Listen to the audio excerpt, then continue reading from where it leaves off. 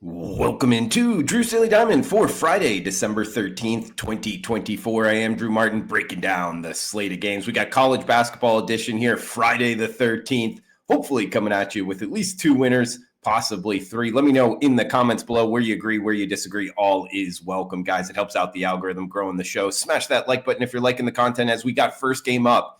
Indiana and Nebraska, 8 p.m. Eastern, 5 p.m. Pacific on Fox. The biggest game of the night, at least from a viewership standpoint, Pinnacle Bank Arena, Lincoln, Nebraska. Big Ten battle here, 152.5 being the total.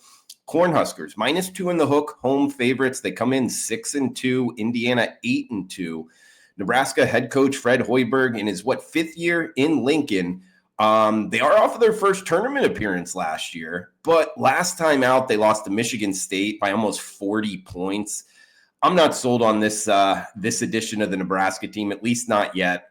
And they're up against an Indiana squad where, yes, they lost to Louisville and Gonzaga this year. That was back when Louisville was healthier and Gonzaga one of the top teams in the country. So respectable losses there. 8-2. I mean, they've won and covered 4 straight. This is their first true road game. That's a little bit of hesitation here on the Hoosiers. But they're going off as the dog here, and I like a handicapping matchup standpoint in this one. Nebraska, I mentioned they lost by 40 points to Michigan State. Nebraska's a team that wants to go to the free throw line a bunch. They try to get a bunch of fouls, drive the basket. And Michigan State didn't foul much in that game. They don't foul much a lot overall. Neither does Indiana. So I almost feel like that kind of matchup aspect to this handicap points towards the Hoosiers here. I think they're the more talented team. Going to depend on how this game is called, but more so, guys, I think Indiana's the side here. +2 and a hook in the overnights. We're on the Hoosiers over the Cornhuskers. Big Ten battle here to start us off Friday night college hoops. We got an hour later, 9 p.m. Eastern, 6 p.m. Pacific, streamable on ESPN+. We're heading to Burns Arena, St. George, Utah for Weber State and Utah Tech. 143 being the total. Weber State here, -3 and a hook. That's the Wildcats from the Big Sky Conference. If you're not familiar with St. George, Utah, where Utah Tech, formerly Dixie State, by the way, if you've been betting college basketball for a few years, that they just changed their name. I don't know why. I kind of like Dixie State a little bit more than Utah Tech's. Got a little bit better ring to it, if you will. But both these two teams in the state of Utah, so an in-state battle here, about a 4-hour drive from Ogden, Utah to St. George, Utah. St. George is near Las Vegas. If you just kind of drive, northwest on the I-15, pretty much as soon as you get into the state of Utah, that's where Utah Tech is. I actually think kind of the short trip here for Weber State's going to help them out. They are laying 3.5, but they do hit their free throws over 70%. They've had a really tough schedule. When you look at who they've played, it's a lot tougher schedule than Utah Tech. They are off of an 0-2 North Dakota run here. They played North Dakota and North Dakota State. Did go 0-2 in those games, but I think both of those squads are better than Utah Tech. Utah Tech, they're 2-9 on the season. Only one win against Division I opponents, and that was Denver. They're outside the top 300 this season. Weber State's talked about their free throws over 70%. They just went 12 of 14 in the last game, so they're hitting their free throws a little bit better. I bring that up because it's foul fest range here at 3.5.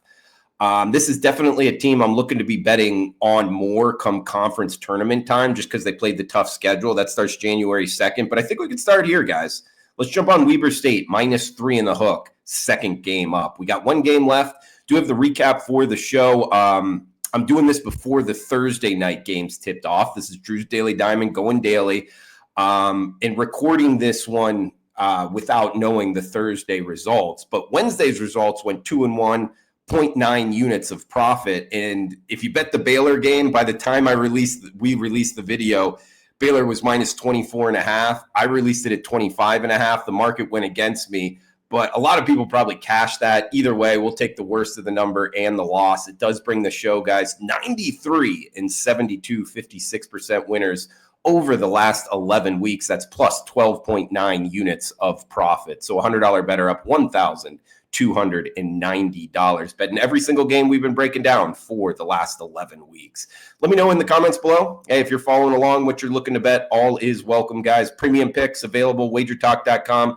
Experts page, Drew Martin, as we got college football, NFL, and college basketball all locked and loaded for this weekend. Got the Saturday show coming up tomorrow and the Sunday NFL show as well. So stay tuned for that. I'll try to get the Saturday show in and produced to the guys, Kyle and Chris, in the back end. So maybe check back Friday night for that one. All right, we got last game up, Friday night action. ESPN Plus, CU Event Center, Boulder, Colorado, as it's South Dakota State and the Colorado Buffaloes. Buffs -7 in the hook, home favorites, 145 being the total. The Jackrabbits, the winners of the Summit League last year, getting the tournament bid, 8-4 so far this season. And actually, it's two tournament teams from last year, so a pretty good battle here. 7-2 for Colorado. Head coach Tad Boyle, he's in his 15th season now. This squad lost to Michigan State, good squad, and Iowa State. They lost to both those teams by about 20 points, which is a little bit concerning here. However, they did beat UConn this season, and nothing else really relevant on their schedule. I mean, in terms of, other good squads. But schedules-wise, I think it points towards Colorado here, guys. This is their third of a 5-game homestand. And last time out, they just beat Colorado State, who's power ranked higher than South Dakota State by 17 points. This is a team that had turnover issues earlier in the season against the better defenses that we just named. But since then, they have not been turning the ball over as much. And South Dakota State, the Jackrabbits, don't really turn their opponents over. So that kind of matchup handicap there, I think, points towards Colorado. And lastly, schedule-wise, talked about Colorado, 5-game homestand here in the middle of it. For South Dakota State, this is back-to-back road games. They just lost Wednesday night at Nevada, in Reno, Nevada, by 14 points. Now they're going to Boulder, Colorado to face the Colorado Buffaloes here and asked to stay within 7 and a hook.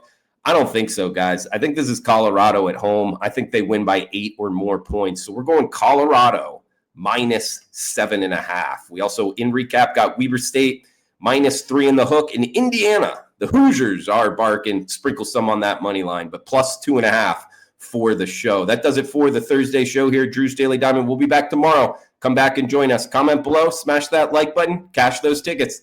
Thanks for joining in. Enjoy the rest of your Friday.